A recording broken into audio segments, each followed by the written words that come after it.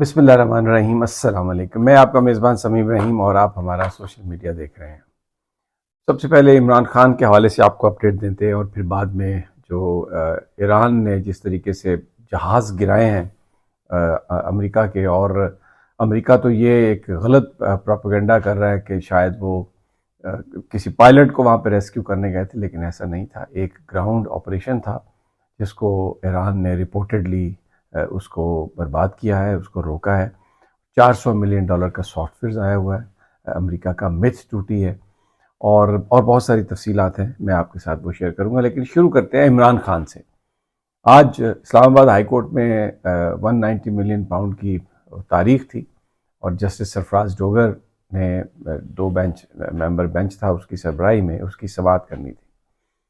پچھلی دفعہ بھی یہ سماعت ہوئی تھی اور اس میں یہ شروع ہو گیا کہ جی مرکزی اپیل پر آپ دلائل دیں، ضمانت کی درخواست ابھی نہیں سنی جا سکتی، یعنی لے تو لال سے تو وہ پہلے ہی کام لے رہے تھے۔ اور جیسے ہم رپورٹ کرتے ہیں کہ کوئی اس بات کی امید نہیں کہ یہ عدالتیں انصاف دے سکیں، کیونکہ ایکچولی یہ بانجھ عدالتیں ان کو کچھ وکلا کہتے ہیں، کہ جو ریلیف کے لیے نہیں بنائی گئیں۔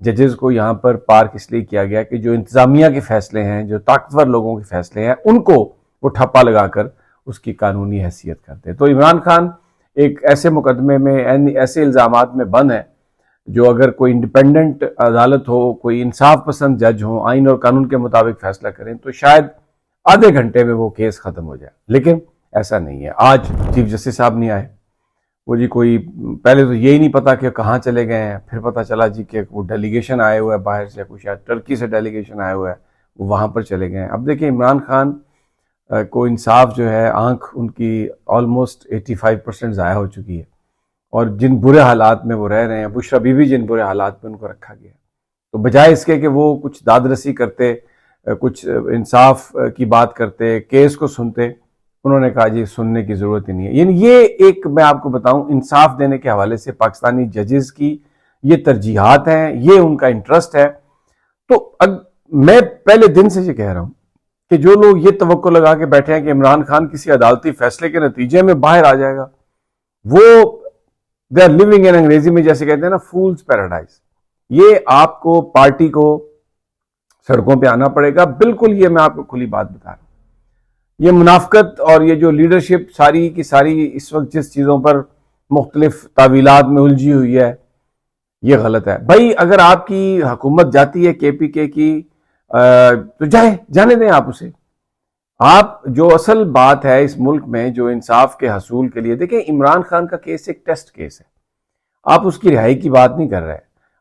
وہ عمران یہ کہتا ہے کہ آپ آ کے بات کریں کہ اس ملک میں ججز کو آزاد ہونا چاہیے، انڈیپینڈنٹ ہونا چاہیے، لوگوں کو انصاف ملے، رولز اور ریگولیشن کو فالو کیا جائے۔ اب مہنگائی کتنی ہو گئی ہے مجھے بتائیے، کوئی ایسا ہے جو اس کی داد رسی کرے اور دیکھے اس کو کہ یہ جو عدالتیں ہیں یہ کس طریقے سے انصاف دیں گی؟ بے روزگاری آپ دیکھ لیں، لوگوں کے ساتھ جو کچھ کیا جا رہا ہے، پھر یہ خبریں چلتی ہیں کہ جی وہ مریم نواز صاحبہ خود پرائس کنٹرول کر رہی ہیں۔ اب یہ وہ خود پرائس کنٹرول کر رہی ہیں تو یہ حالت ہو گئی ہے۔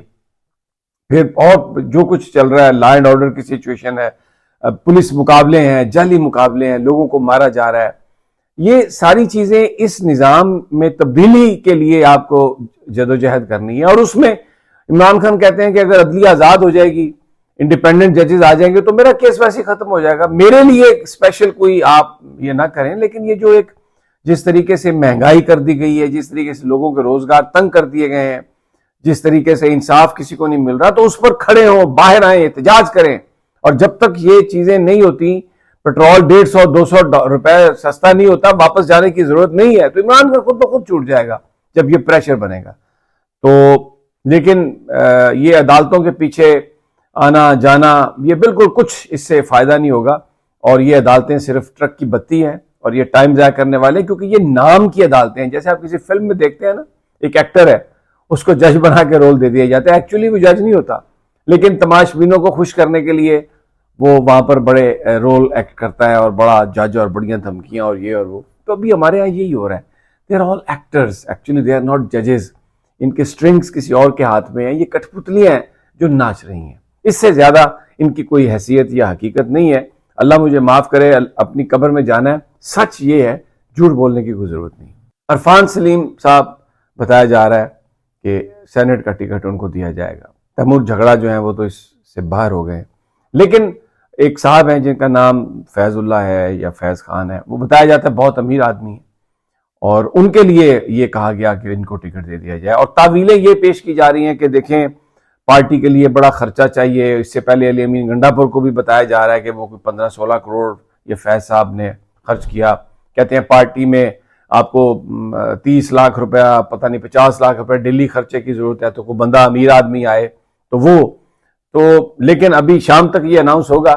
جو مجھے خبریں آ رہی ہیں اس میں یہ کہا جا رہا ہے کہ شاید عرفان سلیم صاحب جو ایک ورکر ہیں, اور ورکر کو ملنا چاہیے یہ پیسے ویسے جو ہیں کس چیز کے لیے. یہ امیر آدمی خود اپنی گاڑیوں میں آتے ہیں, یہ کس چیز کے پیسے مانگتے ہیں؟ جو غریب آدمی آتا ہے ڈڈیالہ کے باہر یا عدالت میں, وہ کوئی کسی کو سے ٹرانسپورٹ لے کے آتا ہے, کس چیز کا پارٹی کا خرچہ؟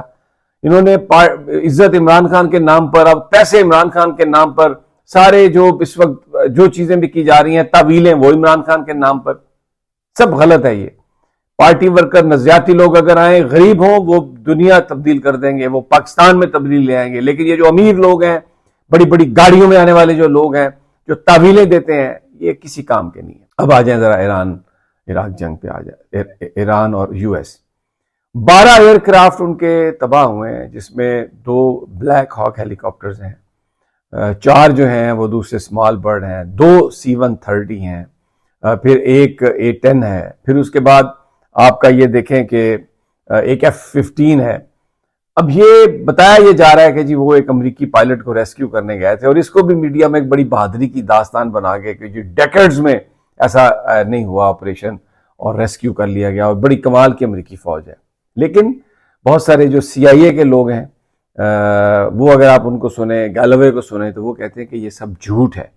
ایکچولی یہ ایک مشن کے لیے گئے تھے وہاں پر یورینیم, انرچ یورینیم کو نکالنے کے لیے, لیکن وہاں پر یہ اڑ نہیں سکے ان کے بقول, اور یہ تباہ ہو گئے. اور جو دوسرے لوگ تھے, جو دوسرا سارا عملہ تھا, اب کتنی کیجوالٹیز ہیں یہ ہمیں نہیں پتا, لیکن بہت ہی ریلائبل جو US ایکسپرٹس ہیں, جو CIA کے سابقہ افسران ہیں, اور یہ ساری باتیں سوشل میڈیا پر پڑی ہوئی ہیں کہ یہ سب جھوٹ ہے کہ وہ ریسکیو آپریشن کے لیے گئے ہیں.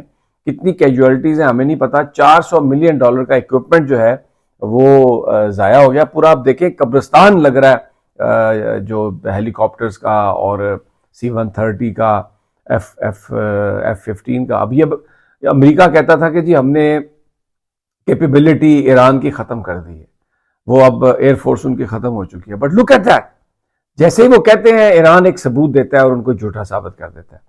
پاکستانی ٹی وی پر آج ابھی میڈیا پر ڈرامہ کیا جا رہا ہے کہ پاکستان نے جنگ بندی کی تجاویز بھیج دی ہیں, لیکن ایران کا جو جواب آ گیا, انہوں نے کہا کوئی کسی بھی دھمکی کے تحت اور ڈیڈ لائن پر جنگ بندی نہیں ہوگی, نہ اب نہ ہرموز کو خالی کیا جائے گا یا اس کا کھولا جائے گا, یہ پورا اس طریقے سے نہیں ہوگا. اور اب چینلز کو فون آ رہے ہیں کہ اس خبر کو ذرا زیادہ نہ چلائیں. پہلے تو بڑھا چڑھا کے کہ بڑا ہم نے کر دیا. اب آپ لینگویج دیکھیں جو ڈونلڈ ٹرمپ ہے کہ گالیاں دے رہا ہے ایرانی قوم کو, اور وہ قوم ڈٹ کے کھڑی ہو گئی ہے ایران کے سامنے. یہ قوموں کا کلچر ہوتا ہے. یہ پیسے اور یہ آلات جو ہیں, یہ ٹھیک ہے ان کی بڑی اہمیت ہوتی ہے, میں یہ نہیں کہتا, لیکن جب ایک قوم میں جذبہ ہو اور وہ ڈٹ کے کھڑی ہو جائے, دشمن کتنا بڑا بھی ہو, اس کے پاس اسلحہ کتنا بھی ہو, آپ اس کو ہرا سکتے ہیں, آپ اس کو شکست دے سکتے ہیں. اور ایران نے یہ ثابت کیا ہے. اور میں اس وقت یہ کہتا ہوں مسلمانوں کو کہ یہ مت جائیں اس بحث میں کہ یہ شیعہ کیا ہے اور سنی کیا ہے. یہ مسلمانوں میں تفرقہ ہے. مسلمان ملک کا ایران کھڑا ہو گیا ڈٹ کے امریکہ کے خلاف, اور تمام مسلمانوں کو ایران کا ساتھ دینا چاہیے. اور یہ جو ایک جارحیت ہے, انٹرنیشنل قوانین کی خلاف ورزی ہے, اس کو ڈٹ کر اس کا مقابلہ کرنا چاہیے. یہ تمام مسلمانوں کا جو اس وقت ہے موٹو ہونا چاہیے. اجازت دیجیے اگلی ویڈیو تک. اللہ نگہبان.